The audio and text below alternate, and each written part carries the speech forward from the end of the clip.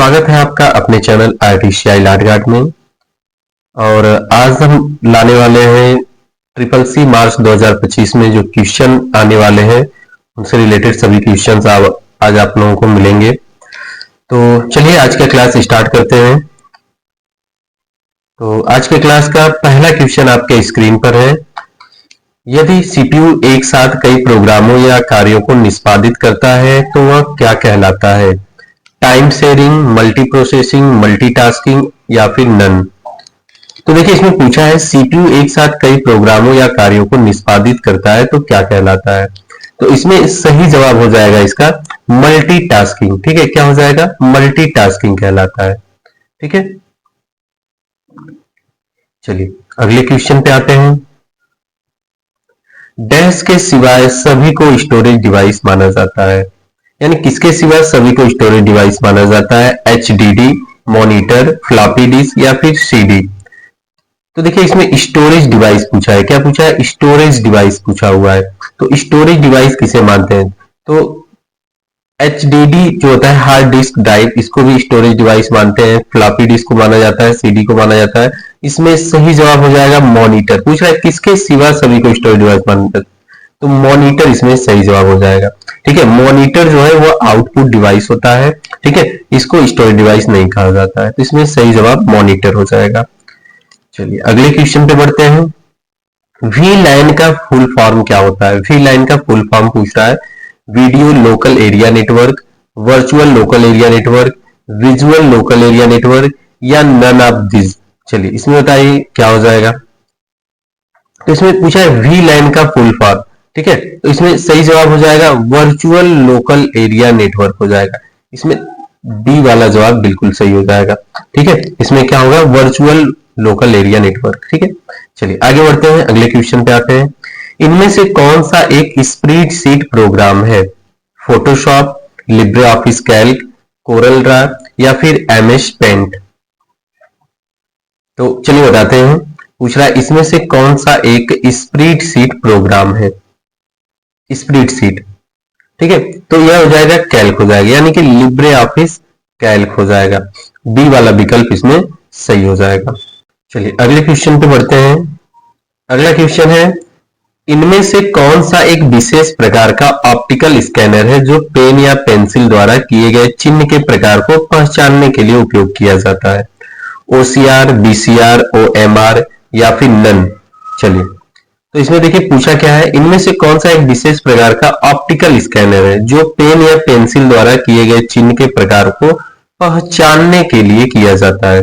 ठीक है, तो इसमें देखिए सही जवाब क्या हो जाएगा? OMR हो जाएगा, ऑप्टिकल मार्क रीडर। ठीक है, सी वाला जवाब इसमें बिल्कुल सही है। चलिए अगले क्वेश्चन पे बढ़ते हैं। ऑपरेटिंग सिस्टम का मुख्य कार्य क्या है? Manage hardware resources, run application, connect to the internet, create document.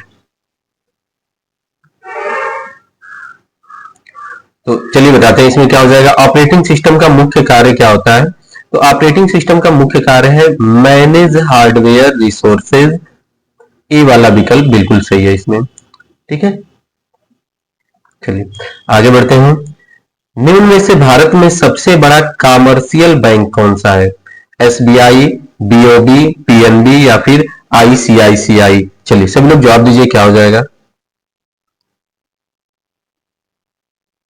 तो चलिए बताते हैं इसमें क्या हो जाएगा। इसमें सही जवाब जो है एसबीआई हो जाएगा, स्टेट बैंक ऑफ इंडिया इसमें जो है कि सही जवाब है। चलिए आगे बढ़ते हैं, अगले क्वेश्चन पे आते हैं। इंप्रेस में सभी स्लाइड को एक साथ देखने के लिए किस विकल्प का इस्तेमाल करेंगे? Slide notes view, slide shorter view, tools menu या फिर नन ऑफ दिस। चलिए सब लोग जवाब दीजिए क्या हो जाएगा इसमें। देखिए इसमें पूछा है इंप्रेस में सभी स्लाइड को एक साथ देखने के लिए किस विकल्प का प्रयोग करेंगे? ठीक है, तो सभी स्लाइड को एक साथ देखना है तो स्लाइड शॉर्टर व्यू होता है। स्लाइड शॉर्टर व्यू के द्वारा एक साथ सभी स्लाइड को छोटे छोटे बॉक्स के रूप में देख सकते हैं। ठीक है, अगले क्वेश्चन पे बढ़ते हैं। कैल्क में एक रो और कॉलम के मिलने से क्या बनता है? पूछ रहा है कैल्क में एक रो और कॉलम के मिलने से क्या बनता है? रो, सेल, कॉलम टेबल। तो देखिए कैल्क में एक रो, ऐसे रो हो गया, ठीक है, और कॉलम हो गया, ठीक है। कॉलम कैसे, सीधे ऐसे कॉलम होता है, ठीक है। इन सब से मिलने से, यानी इसके मिलने से क्या बन रहा है, तो इसको क्या बोलेंगे, सेल कहा जाता है, ठीक है। क्या कहते हैं, सेल कहते हैं। बी वाला विकल्प इसमें सही हो जाएगा। चलिए अगला क्वेश्चन है, पहला इंटरनेट बैंकिंग किसने शुरू किया, HDFC, SBI, BOB या फिर ICICI। 10 नंबर क्वेश्चन है, पहला इंटरनेट बैंकिंग किसने शुरू किया। तो चलिए बताते हैं इसमें क्या हो जाएगा, इसमें हो जाएगा ICICI हो जाएगा, ठीक है। डी वाला विकल्प बिल्कुल सही है इसमें। चलिए अगले क्वेश्चन पे आते हैं, कंप्यूटर का ब्रेन कहते हैं, कंप्यूटर का ब्रेन, मस्तिष्क किसे कहा जाता है। तो कंप्यूटर का मस्तिष्क किसे कहते हैं, यूपीएस, सीपीयू, रैम या फिर रोम। यूपीएस होता है ना, अनइंटरप्टेबल पावर सप्लाई, इसका पूरा नाम है। सीपीयू का सेंट्रल प्रोसेसिंग यूनिट इसका पूरा नाम है। रैम का रैंडम एक्सेस मेमोरी है, और रोम का रीड ओनली मेमोरी है। तो इसमें पूछा है कि कंप्यूटर का ब्रेन किसे कहते हैं, सबको पता होगा यार, कंप्यूटर का ब्रेन सीपीयू को कहा जाता है, सेंट्रल प्रोसेसिंग यूनिट, सीपीयू को कंप्यूटर का ब्रेन कहा जाता है। चलिए अगले क्वेश्चन पे आते हैं, कैल्क में मैक्सिमम जूम क्या होता है, मैक्सिमम पूछा है यहाँ पे, ठीक है। कैल्क में मैक्सिमम जूम क्या होता है, 200%, 500%, 600% या फिर 700%। चलिए तो चलिए बताते हैं इसमें क्या हो जाएगा। कैल्क में मैक्सिमम जूम जो होता है ना, वो 600% होता है। कितना होता है, 600%, ठीक है। हाँ, सी वाला विकल्प इसमें बिल्कुल सही है। अगले क्वेश्चन पे आते हैं, डिजी लॉकर में फिंगरप्रिंट की जरूरत पड़ती है, डिजी लॉकर में फिंगरप्रिंट की जरूरत पड़ती है, ट्रू या फॉल्स। तो देखिए इसमें क्या होगा, डिजी लॉकर में फिंगरप्रिंट की कोई जरूरत नहीं है, ठीक है, इसमें फॉल्स हो जाएगा ये, इसमें बी वाला विकल्प सही है। चलिए आगे बढ़ते हैं, डॉक्यूमेंट के शुरू में जाने के लिए शॉर्टकट कुंजी क्या है, control plus home, shift plus home, home या फिर नन। 14 नंबर क्वेश्चन का क्या हो जाएगा कि डॉक्यूमेंट में शुरू में जाने के लिए, तो डॉक्यूमेंट के शुरू में जाने के लिए कंट्रोल प्लस होम का प्रयोग करते हैं, ठीक है। ए वाला विकल्प इसमें सही हो जाएगा, कंट्रोल प्लस होम के द्वारा जो है कि डॉक्यूमेंट के शुरू में जा सकते हैं।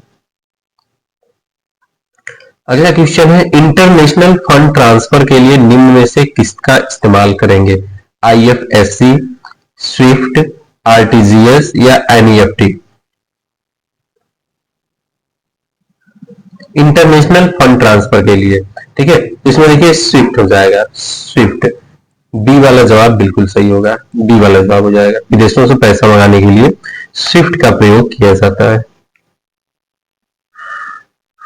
अगला है, VPN का फुल फॉर्म क्या होता है, virtual public network, virtual private network, vast public network या फिर नन। तो चलिए बताते हैं, VPN का पूरा नाम होता है वर्चुअल प्राइवेट नेटवर्क, ठीक है। बी वाला जवाब इसमें सही हो जाएगा, बी वाला विकल्प इसमें बिल्कुल सही है। अगला क्वेश्चन है, कंप्यूटर कौन सी भाषा पर कार्य करता है, बेसिक भाषा, मशीनी भाषा, कोबोल भाषा या फिर फोर्ट्रान भाषा।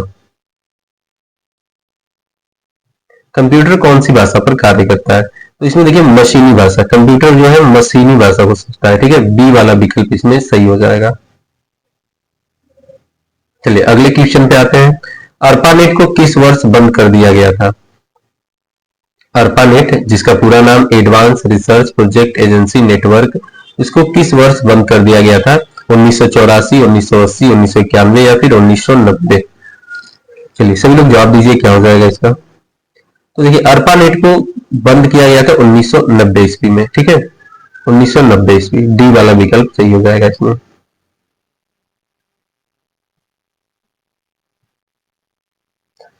इनमें से कौन सा नेटवर्क आमतौर पर सबसे तेज होता है, वैन, मैन, लैन या सभी नेटवर्क समान रूप से तेज होते हैं। 19 नंबर क्वेश्चन का क्या हो जाएगा, पूछा है आमतौर पर सबसे तेज नेटवर्क, तो ये लैन हो जाएगा। लैन जो होता है ना, लोकल एरिया नेटवर्क, जो एक सीमित क्षेत्र में ही लगाया जाता है, यानी सीमित जगह पे लगाया जाता है, एक रूम में या कैंपस में, ठीक है, तो यह काफी तेज चलता है, तो लैन हो जाएगा इसमें। कॉम्पैक्ट डिस्क को किस नाम से जाना जाता है? Object disk, project disk, optical disk या फिर इसमें से सभी? कॉम्पैक्ट डिस्क, सीडी जिसे बोलते हैं, सीडी कॉम्पैक्ट डिस्क को किस नाम से जाना जाता है? तो इसमें सही जवाब हो जाएगा सी, ऑप्टिकल डिस्क। ठीक है, कॉम्पैक्ट डिस्क यानी सीडी को ऑप्टिकल डिस्क भी कहा जाता है। चलिए अगले क्वेश्चन पे बढ़ते हैं। सीडी रोम का उपयोग कहाँ होता है? ठीक है, compact disk read only memory का उपयोग कहाँ होता है? कॉम्पैक्ट डिस्क को पढ़ने में, संगीत सुनने में, गेम खेलने में, किसी सॉफ्टवेयर को इंस्टॉल करने में? तो इसमें सही जवाब हो जाएगा ए वाला, कॉम्पैक्ट डिस्क को पढ़ने में। ए विकल्प सही है। कंप्यूटर का कौन सा भाग फाइलों की केवल अस्थायी स्टोरेज उपलब्ध कराता है? ROM memory, RAM memory, hard drive या फिर मदरबोर्ड? 22 नंबर क्वेश्चन का जो है पूछ रहा है, कंप्यूटर का कौन सा भाग फाइलों की केवल अस्थायी स्टोरेज उपलब्ध कराता है? तो वह रैम मेमोरी, अस्थायी के लिए कह रहा है तो रैम, रैंडम एक्सेस मेमोरी, जो एक प्रकार का अस्थायी मेमोरी होता है। अगले क्वेश्चन पे आते हैं। स्टोरेज माध्यम की क्षमता की इकाई क्या है? बाइट, बीट, बग या नन? चलिए इसमें ए वाला विकल्प सही हो जाएगा, बाइट हो जाएगा। ए वाला विकल्प इसमें सही हो जाएगा। अगले क्वेश्चन पे बढ़ते हैं। वेब पेज में एक शब्द जिस पर क्लिक करने पर दूसरा दस्तावेज खुलता है क्या कहलाता है? एंकर, हाइपरलिंक, संदर्भ, यूआरएल? पूछ रहा है कि वेब पेज में एक शब्द है जिस पर क्लिक करने पर दूसरा दस्तावेज खुलता है, तो वो हाइपरलिंक हो जाएगा। ठीक है, हाइपरलिंक, हाइपरलिंक यहाँ पे बी वाला जवाब सही है। ठीक है, हाइपरलिंक के द्वारा लिंक बनाने के लिए किया जाता है। ठीक है, तो इसमें बी वाला जवाब। चलिए अगले क्वेश्चन पे बढ़ते हैं। अगला क्वेश्चन है 25वां नंबर। वह टोपोलॉजी जिसमें प्रत्येक नोड केवल अपने निकटतम पड़ोसी से जुड़ा होता है कहलाता है? बस, रिंग, मेश या फिर स्टार? तो चलिए बताते हैं क्या हो जाएगा कि पूछा है कि जिसमें प्रत्येक नोड केवल अपने निकटतम पड़ोसी से जुड़ा होता है, तो वह क्या होता है? रिंग टोपोलॉजी कहलाता है। ठीक है, बी वाला विकल्प इसमें बिल्कुल सही हो जाएगा, रिंग टोपोलॉजी वह कहलाता है। ठीक है, चलिए अगले क्वेश्चन पे बढ़ते हैं। यदि किसी लैन में कंप्यूटर को एक केबल के साथ जोड़ा जाता है तो ऐसी टोपोलॉजी को दिया गया नाम क्या कहलाता है? स्टार टोपोलॉजी, मेश टोपोलॉजी, पदानुक्रमित टोपोलॉजी या फिर बस टोपोलॉजी? ठीक है, 26 नंबर क्वेश्चन। तो चलिए बताते हैं इसमें क्या हो जाएगा। यदि किसी लैन में कंप्यूटर को एक केबल के साथ जोड़ा जाता है तो ऐसी टोपोलॉजी को बस टोपोलॉजी कहा जाता है। ठीक है, बस टोपोलॉजी, डी वाला विकल्प बिल्कुल सही हो जाएगा इसमें। चलिए अगले क्वेश्चन में बढ़ते हैं। अगला क्वेश्चन है, किसी फाइल को रिसाइकल बिन में भेजे बिना डिलीट करने की शॉर्टकट की क्या है? Shift plus delete, control plus delete, alt plus delete या alt plus control plus delete?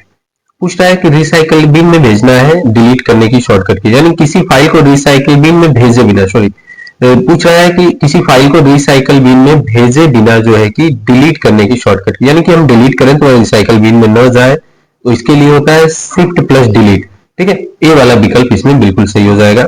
ठीक है, डायरेक्ट अगर हम डिलीट करते हैं तो वह जो है कि फाइल डिलीट होता है तो रिसाइकल बिन में चला जाता है, वहां पे पड़ा रहता है वह। और अगर शिफ्ट के साथ हम डिलीट करते हैं तो जो है कि वह रिसाइकल बिन में फाइल नहीं जाता है। तो चलिए अगले क्वेश्चन पे चलते हैं। अगला क्वेश्चन है, कंप्यूटर के जिस भाग में डाटा एवं प्रोग्राम रखे जाते हैं उसे क्या कहते हैं? प्रोसेसर, हार्डवेयर, मेमोरी या फिर सॉफ्टवेयर? चलिए सभी लोग बताइए क्या हो जाएगा इसमें। जितने लोग भी क्लास से जुड़े हैं आप लोग क्लास को लाइक कर दिया कीजिए, लाइक आप लोग करते नहीं है तो क्लास को आप लोग लाइक कर दिया कीजिए और शेयर भी करना ना भूलिए। ठीक है, लाइक कर दिया कीजिए क्लास को।